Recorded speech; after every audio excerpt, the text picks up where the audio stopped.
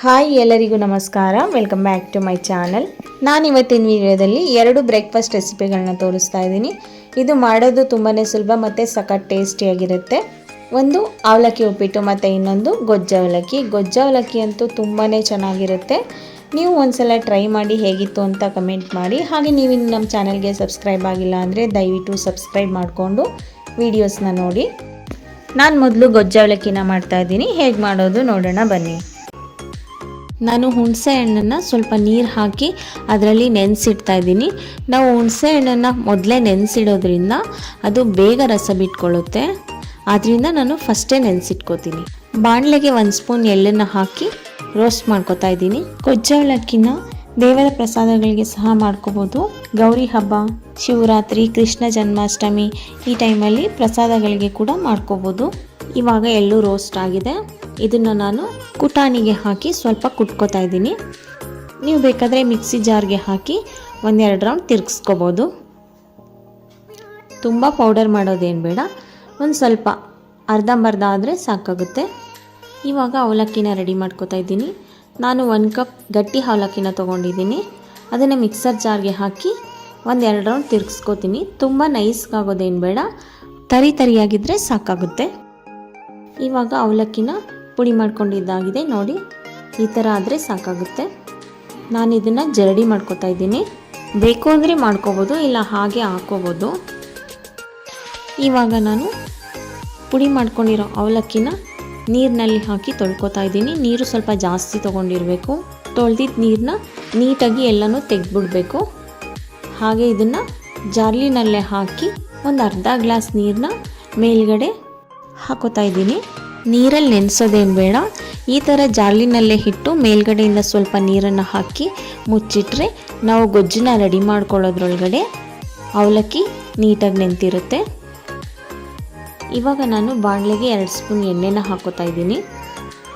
ಎಣ್ಣೆ ಕಾದ ನಂತರ 1/4 ಟೀ ಸ್ಪೂನ್ ಅರಿಶಿನ ಪುಡಿನ ಹಾಕಿ ನಾನು ಮೊದಲೇ ನೆನೆಸಿಟ್ಕೊಂಡಿದ್ದೆಲ್ಲ ಹುಣಸೆ ರಸ ಅದನ್ನು ಸೇರಿಸ್ಕೊತಾ ಇದ್ದೀನಿ. ಇದನ್ನು ಚೆನ್ನಾಗಿ ಮಿಕ್ಸ್ ಮಾಡಿಬಿಟ್ಟು ಕುದಿಯೋಕ್ಕೆ ಬಿಡಬೇಕು. ಕುದಿ ಬಂದ ನಂತರ ಇದಕ್ಕೆ ಸ್ವಲ್ಪ ಬೆಲ್ಲ,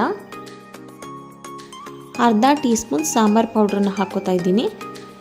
ಇದೆರಡನ್ನೂ ಚೆನ್ನಾಗಿ ಮಿಕ್ಸ್ ಮಾಡಿಕೊಂಡು ಸ್ವಲ್ಪ ಉಪ್ಪನ್ನು ಹಾಕಿ ಬೇಯಿಸ್ಕೋಬೇಕು. ಇದು ಗಟ್ಟಿ ಬರೋ ತನಕ ಸಣ್ಣ ಉರಿನಲ್ಲೇ ಬೇಯಿಸ್ಕೋಬೇಕು.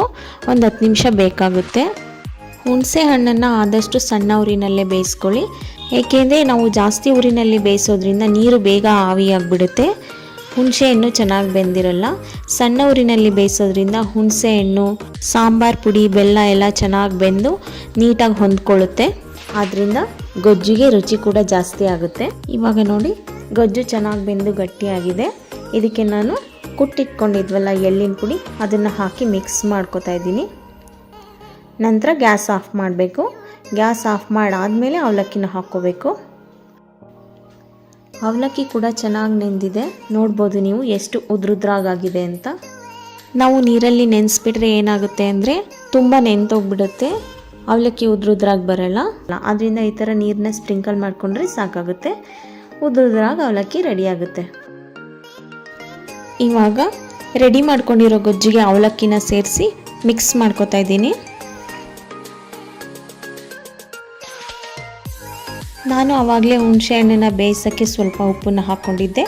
ಅವಲಕ್ಕಿ ಹಾಕಿ ಮಿಕ್ಸ್ ಮಾಡಾದ ನಂತರ ಮತ್ತೆ ಇನ್ನೊಂದು ಸ್ವಲ್ಪ ಉಪ್ಪನ್ನು ಹಾಕಿ ಮಿಕ್ಸ್ ಮಾಡ್ಕೋಬೇಕು. ಇವಾಗ ಅವಲಕ್ಕಿ ರೆಡಿಯಾಗಿದೆ.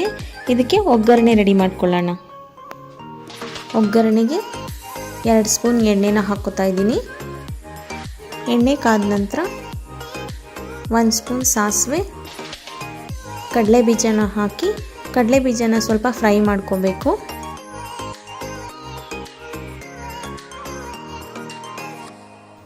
ಇವಾಗ ಕಡಲೆ ಬೀಜ ಫ್ರೈ ಆಗಿದೆ. ಇದಕ್ಕೆ 1 ಸ್ಪೂನ್ ಉದ್ದಿನಬೇಳೆ, 1 ಸ್ಪೂನ್ ಕಡಲೆಬೇಳೆನ ಹಾಕ್ಕೋತಾ ಇದ್ದೀನಿ. ಅದನ್ನು ಸ್ವಲ್ಪ ಫ್ರೈ ಮಾಡಿ 1 ಬ್ಯಾಡಗೆ ಮೆಣಸಿನ್ಕಾಯಿ, ಸ್ವಲ್ಪ ಕರಿಬೇವು ಸೊಪ್ಪು,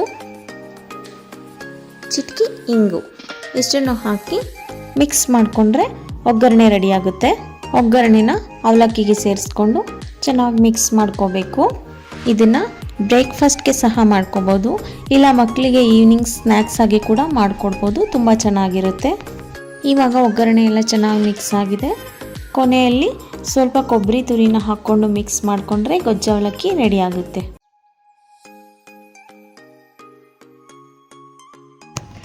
ನೆಕ್ಸ್ಟ್ ನಾನು ಅವಲಕ್ಕಿ ಉಪ್ಪಿಟ್ಟನ್ನ ಮಾಡ್ತಾ ಇದ್ದೀನಿ. ನಾನು ಮೊದಲು ಅವಲಕ್ಕಿನ ನೆನೆಸಿಟ್ಕೋತಾ ಇದ್ದೀನಿ. 1 ಗ್ಲಾಸ್ ಅವಲಕ್ಕಿ ತೊಗೊಂಡಿದ್ದೀನಿ.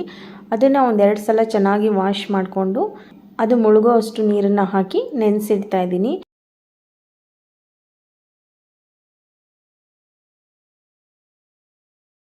ಅವಲಕ್ಕಿ ನೆನೆಯೋದ್ರೊಳಗಡೆ ಒಗ್ಗರಣೆ ರೆಡಿ ಮಾಡ್ಕೋತಾ ಇದ್ದೀನಿ. ಬಾಣಲೆನ ಬಿಸಿ ಮಾಡೋಕ್ಕಿಟ್ಟಿದ್ದೆ. ಬಾಣಲೆ ಬಿಸಿ ಆದ ನಂತರ 2 ಸ್ಪೂನ್ ಎಣ್ಣೆ ಕಾದ ನಂತರ 1 ಸ್ಪೂನ್ ಸಾಸಿವೆ, ಅರ್ಧ ಸ್ಪೂನ್ ಜೀರಿಗೆ, 1 ಸ್ಪೂನ್ ಕಡಲೆಬೇಳೆ, 2 ಒಣಮೆಣಸಿನ್ಕಾಯಿ ಹಾಕಿ ಕಡಲೆಬೇಳೆ ಸ್ವಲ್ಪ ಕಲರ್ ಚೇಂಜ್ ಆಗೋ ತನಕ ಫ್ರೈ ಮಾಡ್ಕೋಬೇಕು. ನಂತರ ಇದಕ್ಕೆ ಸಣ್ಣದಾಗಿ ಹೆಚ್ಚಿಟ್ಕೊಂಡಿರೋ ಈರುಳ್ಳಿ ಹಾಗೆ ಸ್ವಲ್ಪ ಕರಿಬೇವು ಸೊಪ್ಪು ಹಾಕಿ ಈರುಳ್ಳಿನ ಸ್ವಲ್ಪ ಫ್ರೈ ಮಾಡ್ಕೋತಾ ಇದ್ದೀನಿ.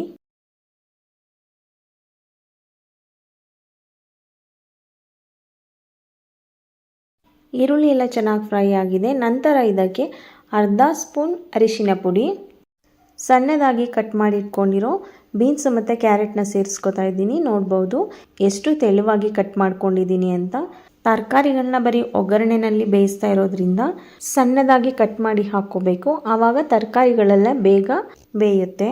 ಇಲ್ಲಾಂದರೆ ನೀವು ತರಕಾರಿಗಳನ್ನ ಮೊದಲೇ ಒಂದು ಸ್ವಲ್ಪ ಬೇಯಿಸ್ಕೊಂಡು ಒಗ್ಗರಣೆಗೆ ಹಾಕ್ಕೊಂಡ್ರೆ ಒಗ್ಗರಣೆನಲ್ಲಿ ಬೇಯಿಸೋ ಅವಶ್ಯಕತೆ ಇರೋದಿಲ್ಲ. ಒಗ್ಗರಣೆಗೆ ಹಾಕಿ ಮಿಕ್ಸ್ ಮಾಡಿಕೊಂಡು ನಂತರ ಅವಲಕ್ಕಿನ ಸೇರಿಸ್ಕೋಬೋದು. ಎಣ್ಣೆಯಲ್ಲಿ ತರಕಾರಿನ 1 ನಿಮಿಷ ಫ್ರೈ ಮಾಡ್ಕೊಂಡಾದ ನಂತರ ರುಚಿಗೆ ತಕ್ಕಷ್ಟು ಉಪ್ಪನ್ನು ಹಾಕಿ ಇನ್ನೊಂದು ಸಲ ಮಿಕ್ಸ್ ಮಾಡಿಕೊಂಡು ಮುಚ್ಚಳ ಮುಚ್ಚಿ 1-2 ನಿಮಿಷ ಬೇಯಿಸ್ಕೋಬೇಕು.